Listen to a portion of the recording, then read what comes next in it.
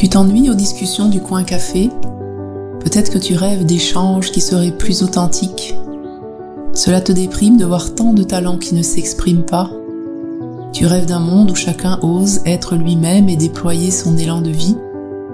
Je suis Coralie Ram, passeuse d'âme, accompagnatrice en pleine présence et cofondatrice de l'Institut d'auto-accompagnement. Dans ce podcast, je t'invite à te laisser toucher par l'intimité d'expériences de vie qui se dévoilent. Témoignages poignants de personnes qui ont passé des caps et qui peut-être t'inciteront toi aussi à te laisser glisser dans le flot de l'expérience pour te découvrir et t'honorer toujours plus chaque jour. Alors tu es prête? Tu es prêt à te laisser toucher? Allons-y. Bonjour Marthe, bienvenue. Bonjour Coralie, merci. Je suis heureuse de passer ce temps précieux avec toi. Peut-être dire déjà un petit mot sur ce que je connais de toi en quelques lignes, mais tu démarres aujourd'hui une posture d'accompagnante. Donc tu es en train de développer un certain nombre d'activités autour de ça et tu termines l'écriture d'un livre qui est sur le thème de la relation au temps et la relation à l'amour et tu témoignais que ce mot amour, finalement en français, il parle de beaucoup de choses et que dans ce livre, tu développes notamment les différentes facettes de ça, mais aussi le fait que ces derniers mois, avec ce qui s'est passé un peu dans l'actualité, fait qu'on a été invité à aller à l'intérieur et du coup, ça, pour toi, ça a fait émerger des choses autour de te rencontrer toi-même aussi, et c'est ce que tu développes dans ce livre. Oui. Il y a eu quand même une période là très soutenante pour ralentir et prendre le temps de s'entendre et même prendre le temps de s'écouter. Et ça participe forcément d'un élan d'amour aussi.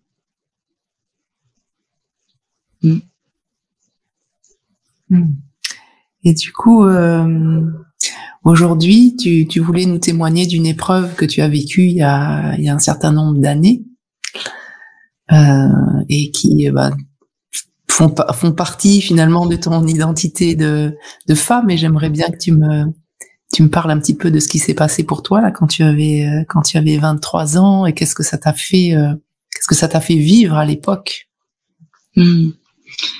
Oui, alors merci de me donner l'occasion de parler de quelque chose qui, sur le coup, a été vécu comme une épreuve, quelque chose de très douloureux. Donc c'était le décès de mon frère quand j'étais en première année à la fac de master, et je commençais le lundi et le vendredi, j'apprends comme un choc avec tout ce qui se présentait de merveilleux pour moi dans ce goût que j'avais pour les études, la recherche, une semaine très très ensoleillée, je me souviens, et beaucoup de joie, et puis le contraste avec au milieu de cette grande joie avec cette terrible nouvelle, et finalement cette épreuve là qui se transforme très vite et encore aujourd'hui comme une belle opportunité de se rencontrer et d'accueillir un plus grand soi, quelque chose de précieux, en tout cas une épreuve précieuse. Du coup, dans l'instant, tu étais jeune, et du coup, qu'est-ce que ça t'a fait vivre dans l'instant, dans tes ressentis, dans tes perceptions, dans ton quotidien autour de cette annonce du décès brutal de ton frère? Alors, dans mes ressentis, tout de suite, il y a eu comme un soulagement. Alors parce que quand on me l'a annoncé, on m'a dit il faut que tu sois très forte, il est arrivé quelque chose de grave, et je savais pas encore de qui on parlait.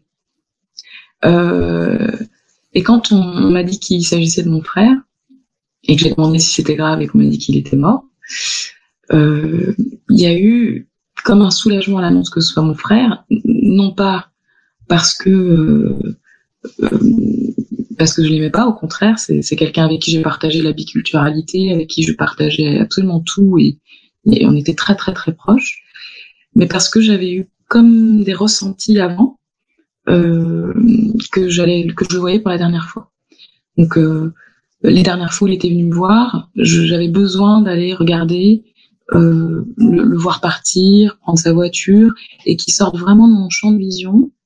Et je me disais, en tout cas quelque chose en moi se disait, c'est peut-être la dernière fois que je te vois. Donc c'est comme si dans mon ressenti il y avait quelque chose qui disait, ah, ça j'étais prête. Sans en avoir conscience, il y avait quelque chose qui était déjà informé. Donc il y a eu une surprise, bien sûr, au niveau conscient. Au niveau du ressenti, il y a eu un soulagement sur l'identité de la personne qui était décédée, et qui était du coup celle que j'avais, où j'étais déjà un petit peu informée, on va dire. Donc un ressenti de soulagement, puis ensuite, dans un deuxième temps, l'émotion qui a été, c'était celle d'être heureuse pour lui, qu'il puisse avoir clôturé sa vie en ayant bien vécu, donc pas de regrets, et puis en ayant vécu en tout cas librement comme il le souhaitait. Et puis au niveau des ressentis, encore quelques jours après, une énorme douleur au niveau du thorax, au niveau de ce que j'ai compris qu'on appelle le chakra du cœur des années plus tard. Et j'avais jamais ressenti cette espèce d'intensité à cet endroit-là. Et donc, je me suis connectée pour la première fois, on va dire, à mon corps et à mes ressentis en me disant, qu'est-ce que c'est? Je me souviens avoir été chercher sur Internet, alors c'était défini comme étant le siège des émotions. Et ça, c'est resté avec moi, cette sensation, très, très, très, de nombreux jours. Donc, c'était vraiment une connexion très forte à mon corps.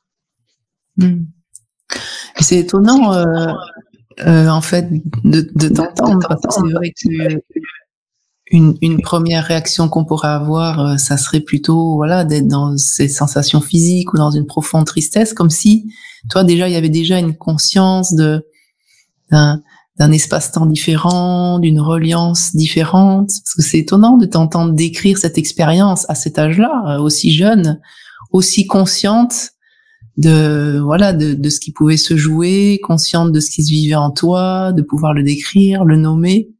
Tu as toujours fonctionné comme ça, ou pour toi c'était naturel, ou oui, c'était passé quelque chose de particulier pour que tu puisses vivre cette expérience-là de cette manière-là? Moi, je suis plutôt quelqu'un de terre à terre, mais j'ai été élevée aussi en lien et en ouverture à d'autres choses. Mais j'ai jamais rien vécu personnellement juste à part ce jour-là, de cette façon-là. Ce qui était étonnant, c'était quelques jours avant, mon frère et moi, on avait eu une discussion sur la mort, et j'avais eu besoin de lui dire que j'avais pas peur de mourir et qu'il fallait qu'il le sache. Et en fait, peut-être que j'avais besoin de lui dire ça parce que j'avais besoin d'entendre sa réponse, parce que sa réponse a été moi non plus, j'ai pas peur de mourir, je te comprends tout à fait. Donc sache-le aussi. Et donc j'ai toujours eu l'impression qu'il y avait des moments de magie un peu dans la vie qu'on pouvait percevoir, sentir. Mais c'est vrai que ce jour-là,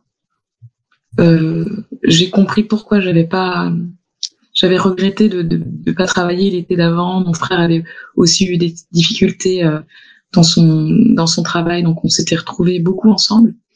Et finalement, je me suis dit heureusement que la vie m'a donné tout ce temps avec lui. Heureusement qu'elle m'a préparé aussi dans l'inconscient à me dire profite, c'est peut-être la dernière fois que tu le vois.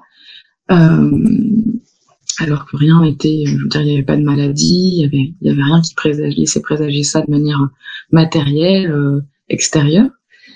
Et c'est vrai que je me suis sentie soutenue dans cette épreuve par la vie et l'invisible, le sensible. Ça a été étonnant d'ailleurs quand on a vécu donc les adieux, la cérémonie d'enterrement, et les gens étaient surpris de la posture d'accueil et de paix et de joie par rapport à ce départ précipité et soudain. Ouais, et du coup, qu'est-ce que ça... J'entends cette posture qui est assez, qui est étonnante et qui est rare, de pouvoir avoir cette capacité de l'enjeu plus global et d'avoir eu cette conscience et ces espaces pour comme se dire, se parler avant qu'ils partent. Et du coup, qu'est-ce que ça a changé en fait dans ta vie suite à ça? Alors, en fait, souvent on dit que la vie redistribue les cartes. Là, les cartes étaient les mêmes. Toute la vie était exactement pareille, mais mon regard sur les cartes que j'avais était transformé, profondément transformé. J'ai eu beaucoup de mal à poursuivre les études que j'aimais profondément et à me poser des questions sur... Alors j'étudiais les signes et les signes en termes de sens, de signifiant le sens des choses. Et ça n'avait plus de sens, justement, que cette précision dans ce qui était beaucoup plus... c'est comme si j'étais déconnectée de ce à quoi j'étais reliée et que j'étais reliée à d'autres cartes qui étaient présentes dans mon jeu de la vie, et notamment à donc l'expérience de mon corps, les ressentis, l'expérience du monde invisible, de ce qui est sensible, sensoriel, mais qui n'est pas visuel et qui existe pourtant. Il y a eu d'autres choses qui se sont produites qui m'ont amené à vraiment être dans une espèce de flottement temporel, et notamment une expérience particulière où je m'adressais, donc mon frère était mort depuis 1 mois peut-être, et donc vraiment le regard sur la vie, sur les arbres, sur tout était vraiment transformé, avait une autre il y avait une autre résonance dans mon être. Et je me souviens lui parler à haute voix et m'autoriser ça et me dire, finir en sanglots et en terminant, et j'espère que tu sais. Et au fond de moi, il y avait j'espère que tu sais que je t'aime, que je t'ai toujours aimé, que je t'aime encore et que je t'aimerai toujours. Et alors on se le disait régulièrement, mais je sais pas pourquoi à ce moment-là, il y avait après cette longue discussion que j'avais eue avec lui et son absence, j'étais un petit peu dans cette élan. Et puis j'ai une intuition, je sais pas pourquoi, je vais chercher son sac. J'avais gardé son sac à dos que j'avais pu récupérer du coup de l'accident, et puis je me mets à fouiller. Et puis je trouve une lettre. Alors il écrivait beaucoup de textes, il écrivait de la musique, des chansons, et je trouve une chanson qui s'appelle Ma petite sœur, cette grande femme. Et je l'ai jamais lue moi cette chanson, donc je commence à lire, et ça répond point pour point, c'est à la discussion que j'avais eue avec lui. Mes questionnements. Dans cette lettre, il est question de tout ce que je venais de discuter toute seule avec lui. Et puis ça termine, l'écriture est un petit peu rapide sur la fin, déliée, et je sais. Et ça termine en suspens avec et je sais. Et alors là, un gros bouleversement pour moi, à me poser la question du temps. Quand avait été écrite cette lettre, qui me semblait être absolument précisément pour ce moment et cet instant de ma vie, alors qu'elle était, le papier était vieilli, j'ai vraiment été perturbée par le temps, comme si, comme si le temps tel que je le percevais jusqu'à présent, linéaire, n'existait pas que de cette façon. Voilà.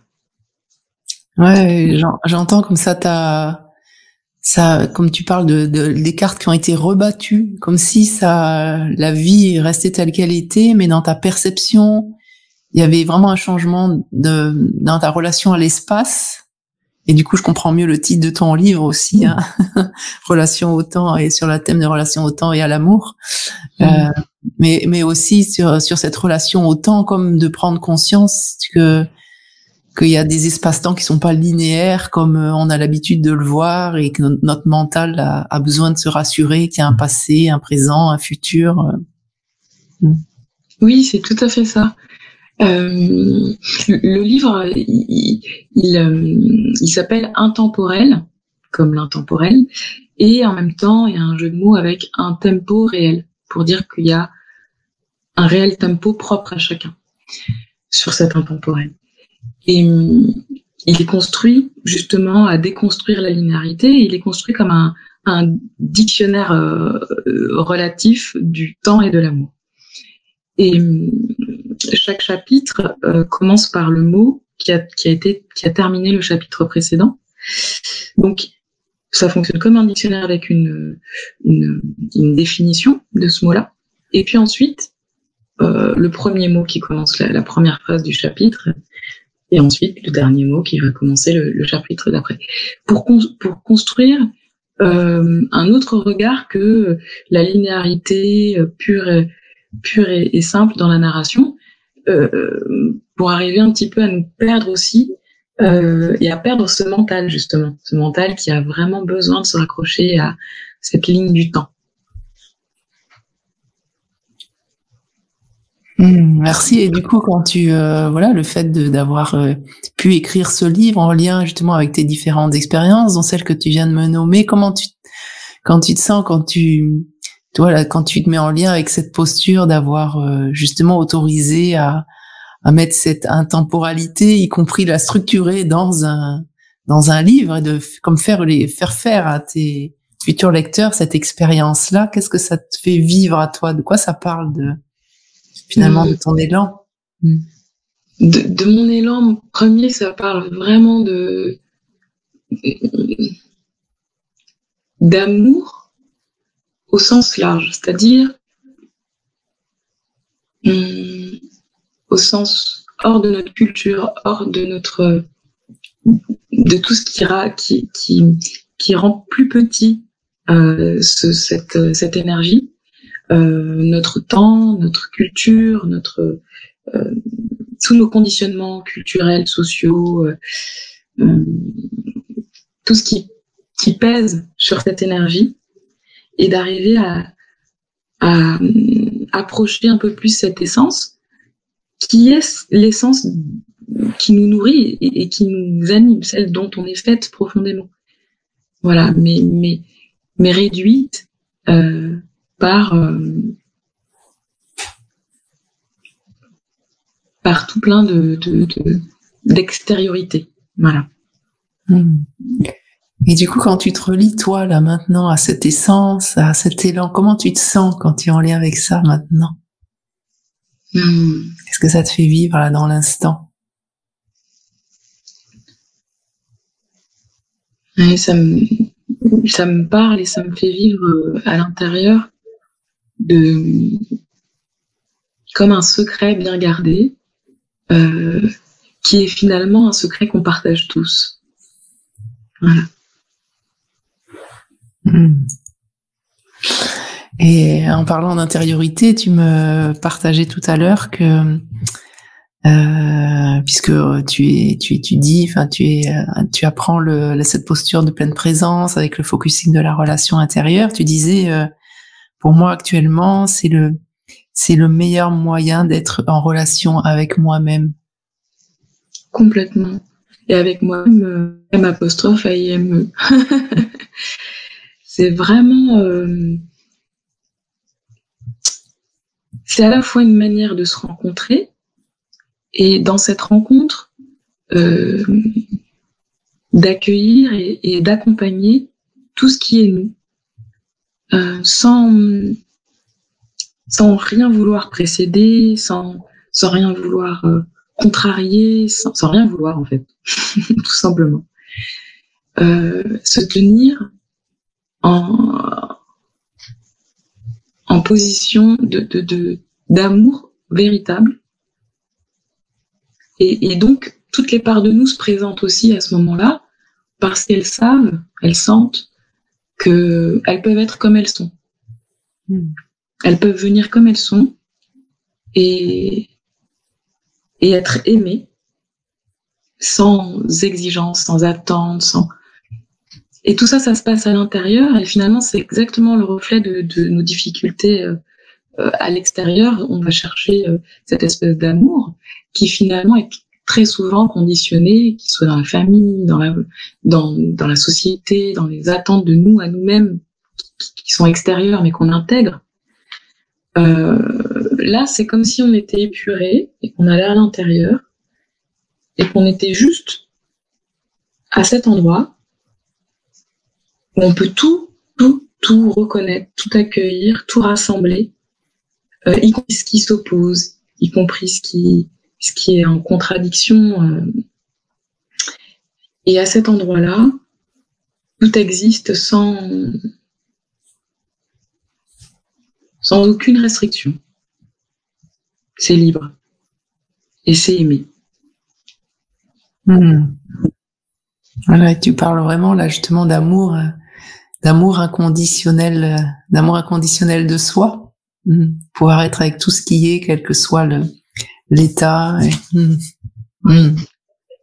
Je trouve que il y a une double articulation dans le focusing qui est à la fois cet amour de soi sincère et inconditionnel, et en même temps ça nous permet aussi d'être dans une relation à l'autre beaucoup plus juste, parce que justement on est dans une relation à l'autre à partir d'un soi qui s'aime, et ça change tout. C'est pas un soi qui veut être aimé, c'est pas un soi qui veut aimer, c'est un soi qui s'aime. Et j'avais l'occasion de pratiquer avec un partenaire qui avait dit une fois, le focusing, et j'avais beaucoup aimé cette phrase, le focusing, finalement, on se rend compte qu'on est de plus en plus différemment les mêmes.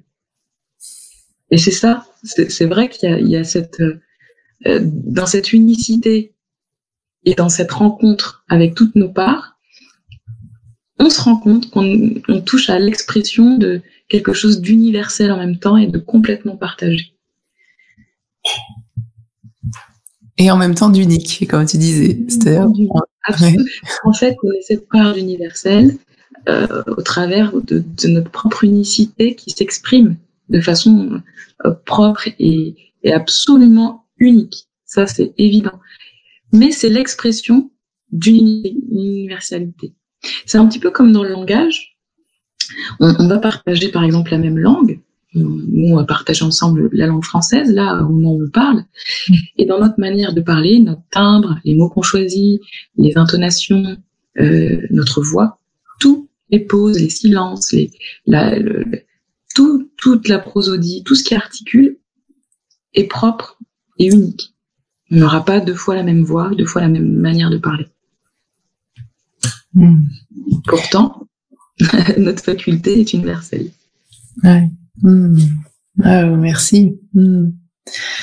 Et du coup, qu'est-ce que, au travers de tout ça, au travers de ce cheminement que tu as fait ces dernières années, de cette conscience de ta relation au temps, justement, ta relation à toi et comment ça impacte sur ton entourage, voilà, qu'est-ce que au quotidien te soutient, toi, quand quelque chose, on a des vies complexes, hein, on a tous des enjeux à dépasser, à accueillir, etc. Qu'est-ce qui te soutient, toi, dans ton quotidien de très concret?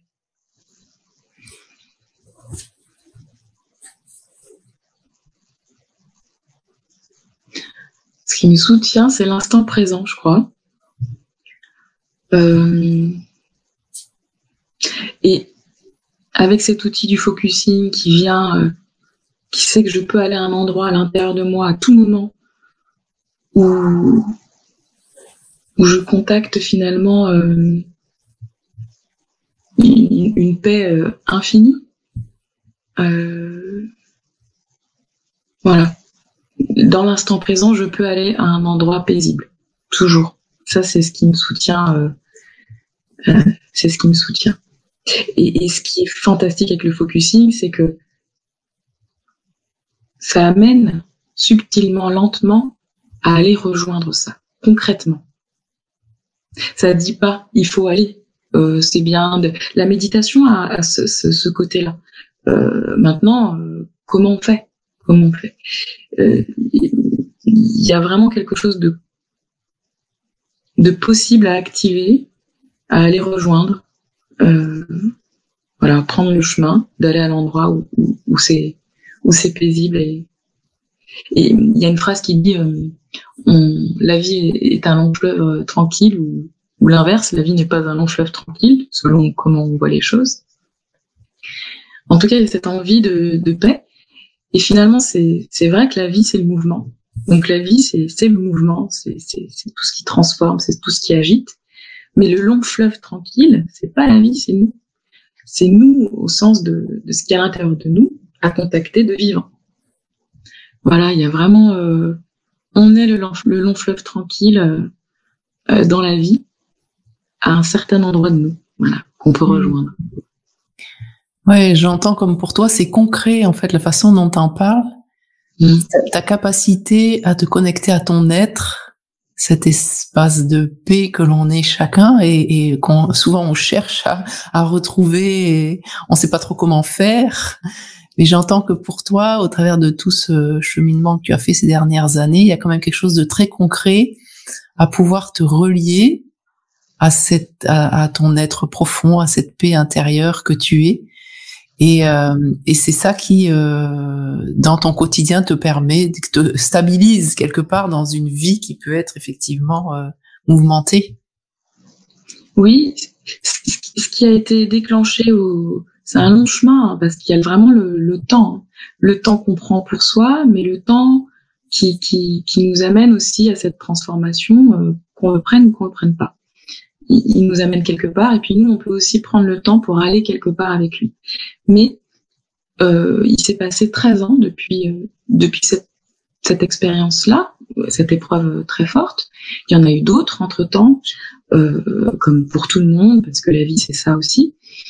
Mais ce qui a été le début du chemin à ce moment-là, ça a été de me rendre compte que je me connaissais pas en fait, pas aussi bien que j'imaginais.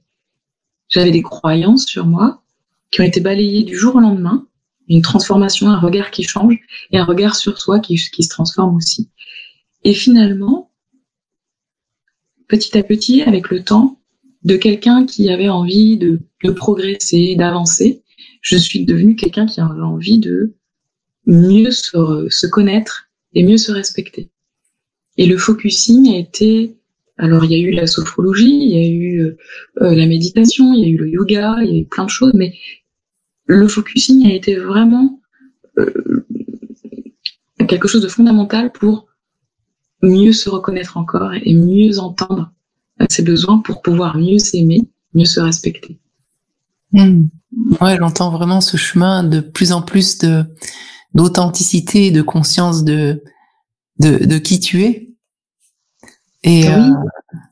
Et du coup, à partir de là, qu'est-ce que tu as à cœur de créer pour toi, pour le monde, qui répond à cet élan d'authenticité, de simplicité vis-à-vis de toi? Qu'est-ce que aujourd'hui tu as envie de déployer à partir de là? Aujourd'hui, à partir de là, j'aimerais, ce qui résonne pour moi, c'est vraiment qu'on prenne le temps, qu'on s'autorise de prendre le temps de s'entendre, de prendre soin de soi. Voilà. Prendre le temps de prendre soin de soi. Ouais. Ça, c'est quelque chose qui me touche énormément. Et accompagner les gens à prendre ce temps de prendre soin d'eux, c'est fantastique. Il y a un dicton qui dit « le temps des faits, tout ce qui est fait sans lui ». Eh bien, je pense qu'effectivement, si on ne prend pas le temps finalement de prendre soin de soi, quelque part, l'expérience de la vie, le temps, défait tout ce qu'on a cru construire dans cette urgence et dans cette non-écoute, non-attention à nous-mêmes. Toute la magie de la vie, à aller avec elle dans le temps qui est le nôtre et à se respecter. Pour moi, ça c'est ce qui est porteur et c'est ce qui fait être dans ce flux naturellement. Ouais, donc son élan d'âme, ce serait vraiment de pouvoir accompagner des personnes pour justement leur apporter comme un espace justement hors du temps, un espace bienveillant, un espace d'amour pour qu'ils puissent eux-mêmes, dans cet espace, découvrir la subtilité de cette relation au temps et puis cet amour pour eux-mêmes. C'est tout à fait ça. C'est comme dire consciemment dans notre société, on va prendre le temps, je vais prendre le temps pour venir à l'intérieur de moi, là où je vais contacter l'intemporel, là où le temps n'existe plus. Je vais prendre le temps de sortir du temps, en fait. C'est un peu ça. Merci. Et du coup, pour terminer, est-ce qu'il y aurait une pépite, une lumière, quelque chose que tu as envie de partager qui pourrait soutenir, éclairer les gens qui nous écoutent? Oui, on est quand même dans une période où tout se transforme très fortement là, et où on se déconditionne de plein de choses. On voit que on est arrivé aux limites de ces choses-là. On a tendance à être dans une forme de négativité aussi qui arrive à sa fin. J'ai l'impression qu'on peut plus parce que trop de négativité, c'est la goutte d'eau là. Et finalement, il y a une phrase qui dit en français qui a beaucoup accompagné les gens, où on disait qu'il fallait prendre son mal en patience. Et je pense que j'ai entendu dire ça et ça résonne très fort. Et je pense qu'en fait, là, on arrive au moment où il faut prendre son bien en urgence, quoi. Voilà. Merci beaucoup, Marthe. Donc, tu proposes, toi, plutôt que de prendre son mal en patience, de prendre son bien en urgence, comme pouvoir l'empoigner, le vivre, le ressentir pour se relier à son être, à son élan de vie, à ce qui est juste pour nous. Tout à fait. Faire ce pas-là, c'est notre responsabilité, en fait. Prendre cette responsabilité de s'accompagner. Merci beaucoup, Marthe. Je te remercie pour ce moment un peu hors du temps, justement. Merci à toi. Et à très très bientôt, Marthe. À bientôt.